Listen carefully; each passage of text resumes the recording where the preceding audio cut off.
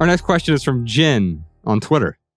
Is it possible to own more things than your husband and still be a minimalist? No, I'm withholding Bex's certificate. She has to get rid of 43 more things. And then she'll officially be a minimalist.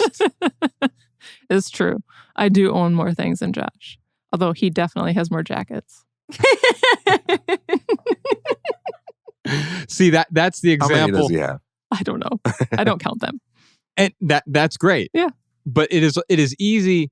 And the heart of this question is often, I see the other person's faults or flaws, and therefore they aren't living up to my expectation, right? And so I don't have an expectation of Bex that she should own fewer things than me. Yes, I own the fewest amount of things overall in our house. Our daughter Ella has the most things. Bex takes the silver medal. I feel like I am in third. I think Ella has the second place locked in. Because I have all the kitchen shit and sorry. Can I swear? Now we're gonna have to talk about that word Bleep next it out. episode. I have all the kitchen stuff, which it doesn't belong to me, but I'm the one that primarily uses it. I have all the camping gear, right? Like I've got 2 areas of more items than either you or Ella has. We're actually saving up money right now to get a shed in our backyard. In the meantime, we have a storage locker. Mm-hmm. Well, I say we. Bex has a storage locker that I pay for. And so we have a storage locker to keep Bex's camping gear in, basically, because I don't want it randomly strewn throughout the house somewhere. We don't have a garage. We don't have an extra space for it right now. And so to get it out of the way, we have a temporary storage unit. It's funny, we were there the other day to pick up a surfboard thing. Or boogie board, yeah. Ella's boogie board, which we keep in there as well. And I was there and this woman recognized me. She's like, "Hey, you're one of the minimalist guys." At the storage unit. It's not mine, I swear. It's her stuff. She's the fake minimalist. And that really becomes the problem. When we become so legalistic about this that I have a friend, Dave Bruno, who wrote a book called The 100 Thing Challenge. This is way back in like 2010, 2009, somewhere around there. And it was about living with 100 things for a year, but it was not a prescription. It was about understanding that you can live with less. The number itself, which he acknowledges in the book, is arbitrary. It was about understanding, like, oh, wow, if the average American household has 300,000 items in it, maybe I can live with 100.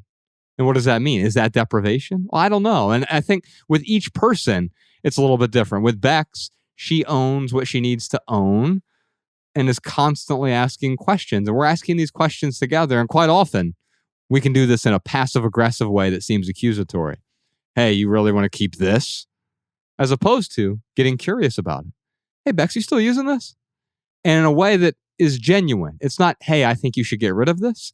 But we're holding each other accountable in a way that is loving, not blaming or accusing the other person for owning too much stuff. Yeah. Just the other day, I'm taking on a new hobby. I'm going to bake with sourdough. Oh. And I've wanted to have a sourdough starter and to bake with sourdough for over a decade. I wanted to do it forever. And I'm finally like making it happen. And I bought like this beautiful ceramic bread maker thing that you put in the oven. And it arrived the other day. And I was like, where's this going to be? And I looked up on the shelf.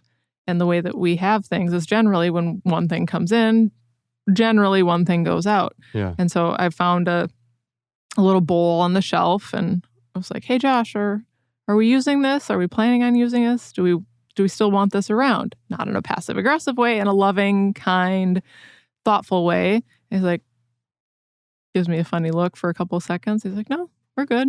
And the reason I gave you the funny look is my knee-jerk reaction as a human being with a hoarding tendency is to say yes. Yes, of course we need that. Now, generally, before we bring something in the home, we both agree that it's going to come into the home. And occasionally we'll bypass that for logistical reasons. But by and large, to avoid the excess, to avoid the other person's expectations, right?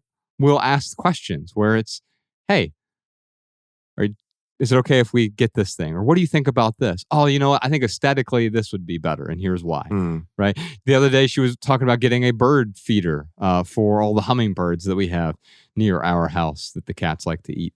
The stray cats, they'll jump up on the bird feeders. And, our next door neighbor caught one with it in his mouth the other day on the bird feeder, just a hummingbird in his mouth.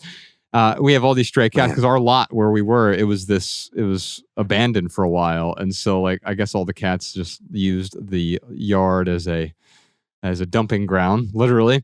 And, so y'all going to adopt all the cats? Ella wants to. No, I'm buying a slingshot. An aesthetically pleasing slingshot. He's just going to sit on the back porch and like launch little pebbles at the cats. Minimalist design. Anyway, she shows me a bird feeder at a neighbor's house, and she's like, hey, can we get something like that for the hummingbirds? And I look at it, I'm like, no, absolutely not. And she's like, what if we get one that's more aesthetically pleasing? Oh, yeah, that's fine. And because the neighbors 3 or 4 blocks down had a really ugly bird feeder. And aesthetics are not the most important thing to me, but they are really important. It's the reason that flowers are beautiful is it's part of nature. Nature is really beautiful, right? And so I don't want to interrupt the beauty of our home with something that is aesthetically displeasing. And so what is this about? What are we talking about? We're really talking about having conversations via questions. When you ask me, hey, are we going to keep using this bowl? What I am going through in my head, instead of saying yes, I went to the 90-90 rule, which is in the Minimalist Rulebook, theminimalists.com/rulebook, 90-90 rule. We also call it the seasonality rule. Have I used that in the last 90 days? No? Okay. Am I going to use it in the next 90 days?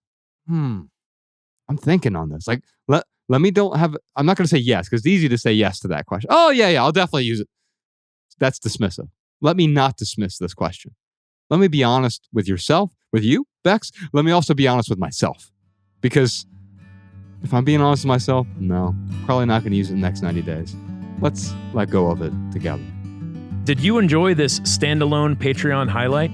If so, you can listen to full episodes of the Minimalists private podcast available exclusively on Patreon. Visit patreon.com/theminimalists or click the link in the description. Your support keeps our podcast and YouTube channel 100% advertisement free.